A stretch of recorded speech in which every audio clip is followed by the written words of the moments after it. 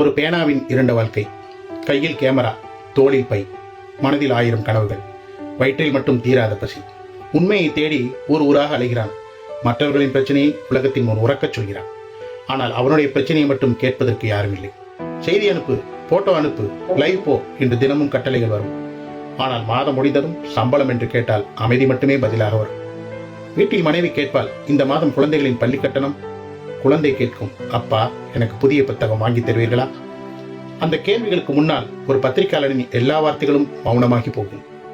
மற்றவர்களின் வெற்றியை தலைப்புச் செய்தியாக்கியவன் தன் வாழ்க்கையின் தோல்வியை மட்டும் யாரிடமும் சொல்ல முடியாமல் தனக்குள்ளேயே புதைத்துக் கொள்கிறான். அலுவலகத்தில் அதிகாரியின் அவமதிப்பு, வெளியில் அரசியல்வாதிகளின் அலட்சியம், நடுவில் வாழ்க்கையின் நெருக்கடி.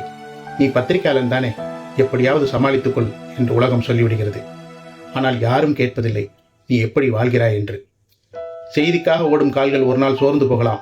கையில் இருக்கும் பேனா ஒரு நாள் எழுதாமல் கூட போகலாம்.